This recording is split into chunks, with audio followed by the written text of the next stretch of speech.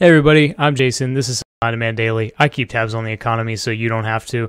How are you? It is a sweltering June 22nd, 2022 here in Greater Dallas, Texas. It also happens to be my mom's birthday, so happy birthday, Mom. I'm just kidding. She probably doesn't watch these. Who can blame her, right? But anyway, today we're going to be talking about inflation, not in the United States, as I'm usually talking about, but we're going to be looking over across the pond to the United Kingdom, to Great Britain.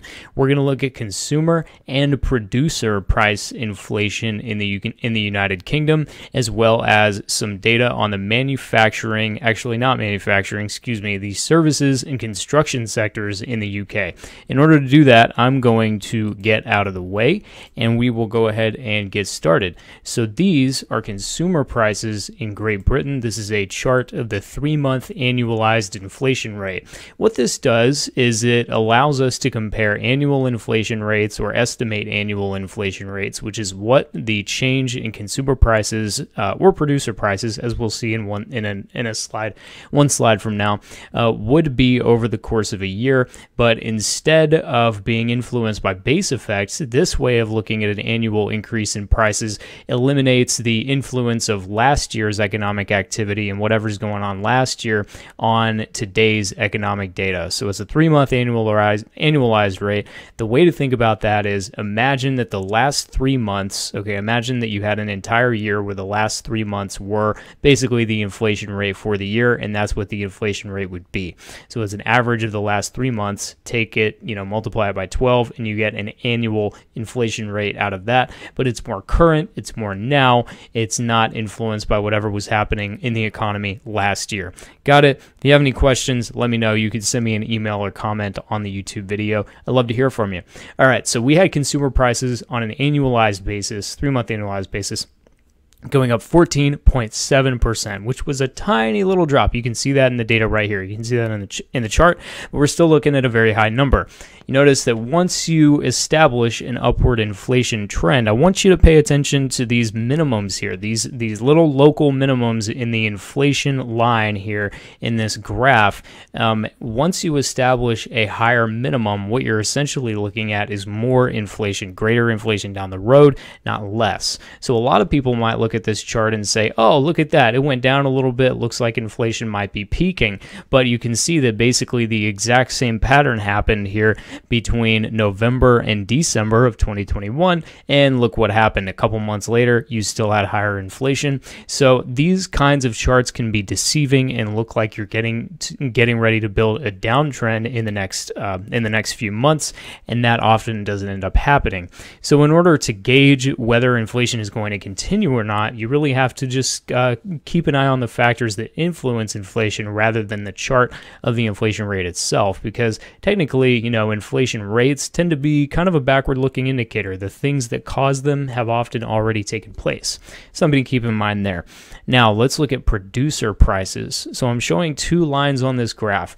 The dark line here is the percentage increase in producer prices, again, on this 3-month annualized basis. So we're not talking about base effects or anything that happened a year ago. It's just the last 3 months, the influence of the last 3 months, especially this month.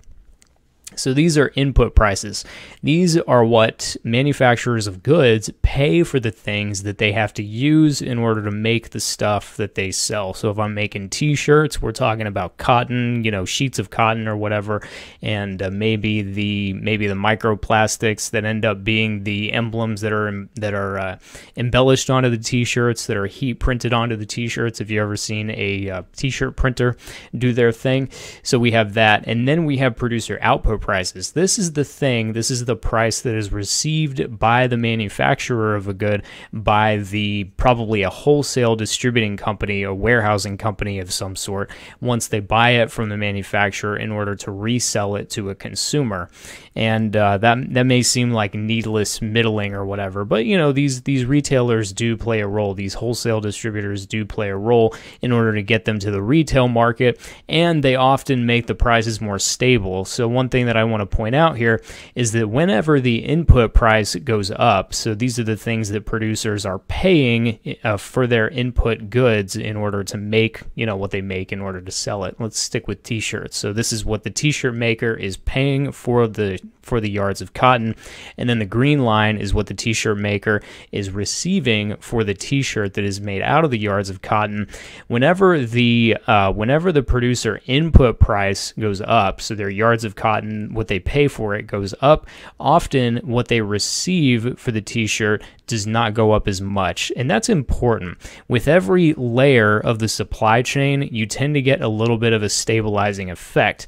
And you'll notice that on the other side of that coin, down here in the 2012 to 2015 zone, the producer prices for inputs were going down, and producer output prices also fell, but not by as much. And if you were to add consumer prices, this is what the consumer is actually paying at their local store or online for the goods that they buy.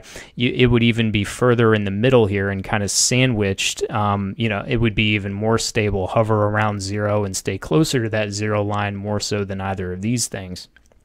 Now, we have input price inflation of 39% now, and we have output price inflation of 25%. So this is definitely affecting all layers of the supply chain.